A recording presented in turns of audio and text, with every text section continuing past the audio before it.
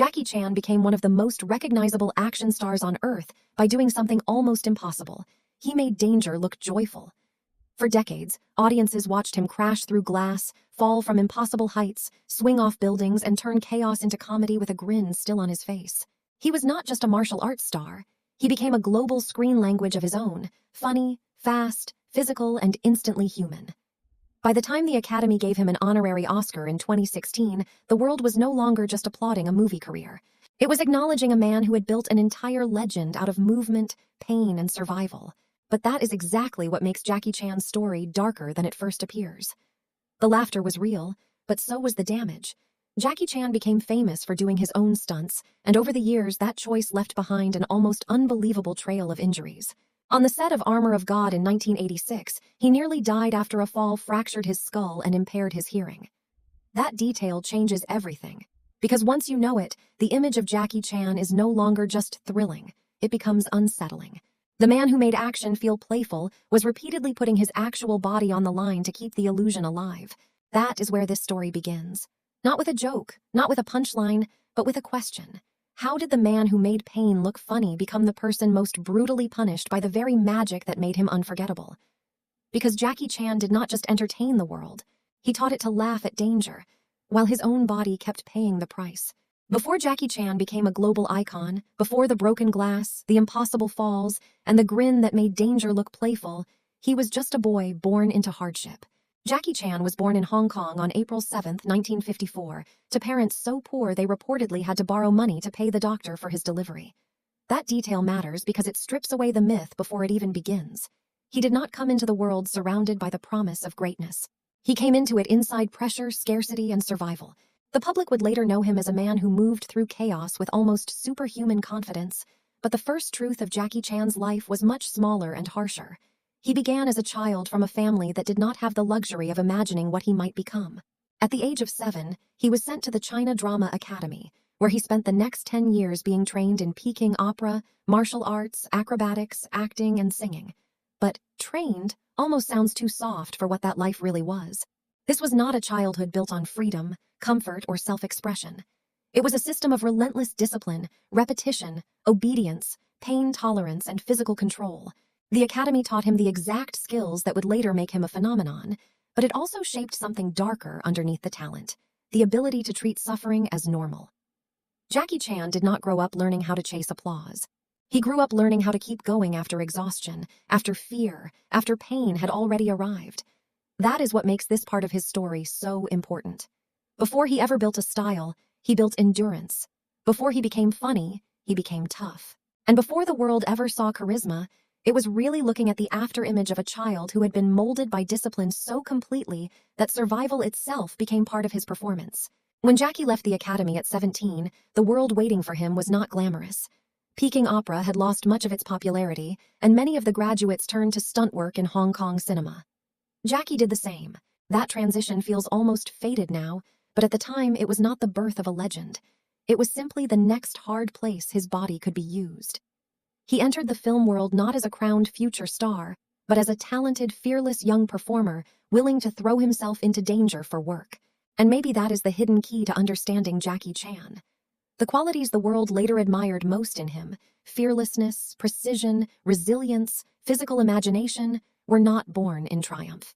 They were born in discipline, pressure, and the early lesson that the body could be trained to do almost anything if you stopped asking it to be comfortable.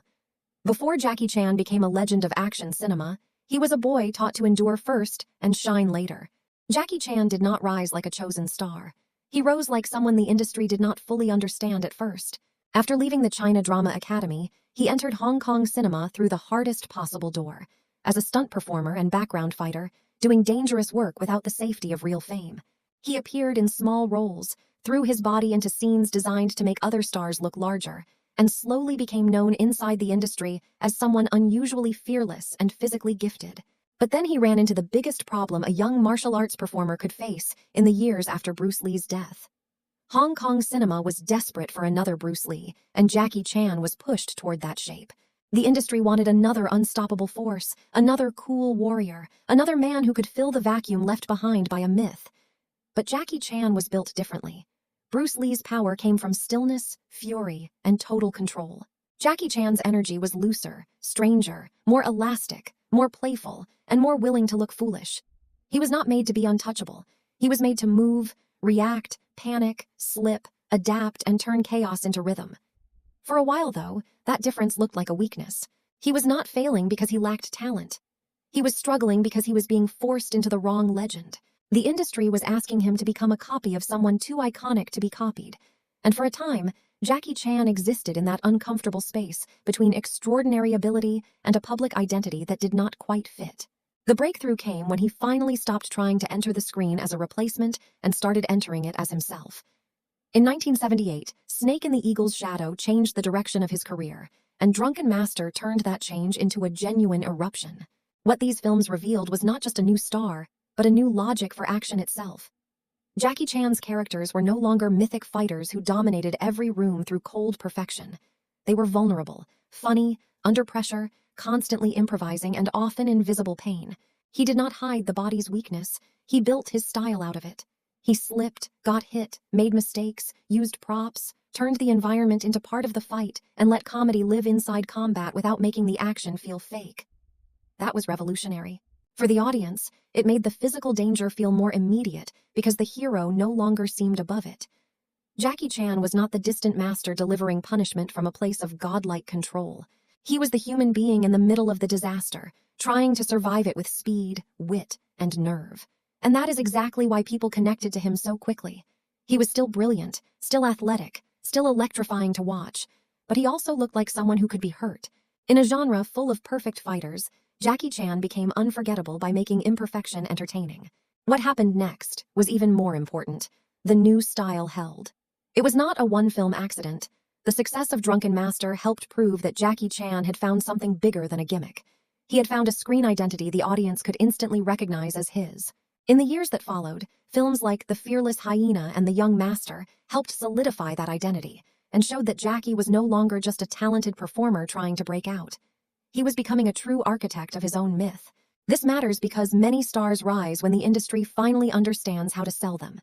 Jackie Chan rose when he forced the industry to adjust to something it had not fully seen before. He did not submit to the old model of the martial arts hero. He bent the genre around his own instincts. That is why this part of his story feels so powerful. Jackie Chan did not become a legend by stepping neatly into a role the world had prepared for him.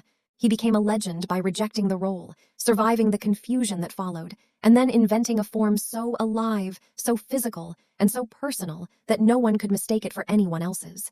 Before the global fame, before the near-fatal stunts, before Hollywood finally caught up, this was the moment that truly created Jackie Chan. The moment he stopped being a shadow and became a new kind of light. Once Jackie Chan found his style, success stopped being only about talent. It became about endurance. What made him different from other action stars was not just that he could fight, flip, or take a hit. It was that he built entire sequences around the idea that the body itself could become the center of the movie. He did not want action to feel distant or superhuman. He wanted it to feel immediate, messy, funny, painful, and real.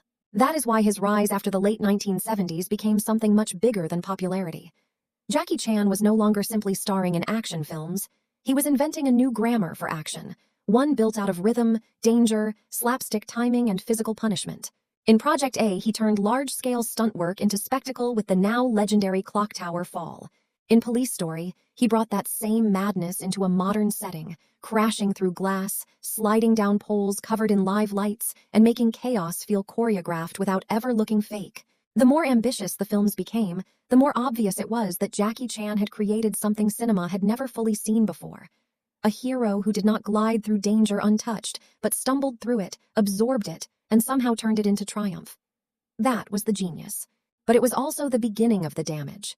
Because the more people loved the realism of Jackie Chan's action, the more his own body became the price of maintaining it. n.wikipedia.org. And Jackie Chan did not hide that price. In many of his films, he famously included outtakes showing failed stunts, painful landings, miscalculations, bruises, and moments when the illusion nearly broke under the force of actual impact. Those bloopers were part of the myth, but they were also confessions. They told the audience that the laughter had a cost, that the elegance of the finished scene was built on repetition, risk, and suffering. Britannica notes that Jackie Chan became known for doing his own stunts and for sustaining numerous injuries in the process, And that fact is essential to understanding why his story feels darker than his screen persona. He did not merely simulate danger, he used himself to prove it. Over time, that choice transformed him into something almost impossible to compare with anyone else. Most movie stars rely on illusion to preserve the myth. Jackie Chan relied on injury to strengthen it. Every fall that looked too hard, every jump that seemed too reckless, every gag that ended in a real bruise only deepened the audience's faith that what they were watching was authentic. But authenticity, when pushed that far, stops being a virtue and starts looking like compulsion. There is something almost disturbing about how much of Jackie Chan's legend was built on the repeated destruction and repair of his own body. Britannica.com. The darkest proof came in 1986 during Armour of God.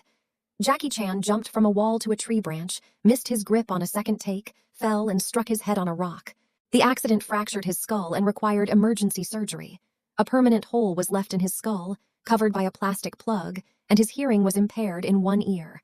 Britannica describes it as one of the many injuries he sustained while performing his own stunts. But this one matters more than most because it turns the whole legend inside out. It reveals just how thin the line really was between iconic cinema and death. Jackie Chan's films often felt playful, but the physics inside them were never playful at all. Gravity was real, impact was real, blood was real. And in that moment, the thing that had made him extraordinary, his refusal to fake danger, nearly erased him. That is why this chapter sits at the emotional center of his story. Jackie Chan did not just become a legend by risking himself. He became a legend by surviving risks that should have ended him. And maybe that is the most unsettling truth of all. The world fell in love with the joy, but the joy was only possible because one man kept volunteering his body to absorb the pain for everyone else. By the time Jackie Chan finally conquered the global mainstream, he was no longer just a Hong Kong star with a unique style. He had become something much rarer. A performer the world could recognize instantly, even without language. That is what made his rise in the West so important. Films like Rumble in the Bronx opened the door, but Rush Hour turned Jackie Chan into a name that could travel almost anywhere. And what made that success extraordinary was that he did not have to abandon the core of who he was to achieve it. He did not erase the rhythm of Hong Kong action. He did not flatten his body language into something safer or more generic. He brought his own grammar with him. The speed, the comedy, the precision, the constant sense that the body was always 1 second away from disaster. That is why Jackie Chan did not simply succeed internationally. He translated himself to the world without losing his accent as an artist. At that point, he was no longer only a movie star. He was a global cinematic language, one that audiences from very different cultures could still understand the moment he started moving. But the deeper payoff of Jackie Chan's story is not fame. It is survival. For years, his legend had been built on risk so extreme that it often felt impossible that the man at the center of it would age into legacy at all. Jackie Chan had spent decades turning his own body into proof that the stunt was real, that the danger was real, that the laughter was being earned through actual impact. So the true miracle of his later life is not just that he became respected, it is that he lived long enough to watch the world finally understand what he had done. When he received the honorary Oscar, the moment felt bigger than a trophy. It felt like history catching up. For so long, Jackie Chan had been treated as an entertainer, a crowd pleaser, a fearless stunt genius, but not always with the same seriousness granted to other cinematic icons. Yet his work had already changed action forever. He had redefined what a hero could look like. He had made vulnerability part of spectacle. He had made pain funny without ever making it fake. And by surviving long enough to be honored for that, Jackie Chan achieved something more powerful than box office success. He became living evidence that this impossible career had really happened. So maybe that is the final truth of Jackie Chan. He did not win because he escaped damage. He won because he carried it forward long enough for it to become legacy. That is what makes his ending so moving. The younger Jackie Chan looked almost indestructible, but the older Jackie Chan reveals the opposite truth. The legend mattered because he was destructible all along. Every jump meant something because he could have fallen. Every laugh meant something because pain was already in the frame. Every triumph meant something because his body was never a superhero's body. It was a human one, disciplined into greatness and punished for it again and again. And in the end, that may be why Jackie Chan still feels larger than most stars who came after him. Not because no one was as brave, but because almost no one else turned bravery, humor, damage, and endurance into one single face the whole world could recognize. Jackie Chan did not just survive the stunts, he outlived them. and in doing so became the proof that a legend can be built out of pain and still leave behind joy.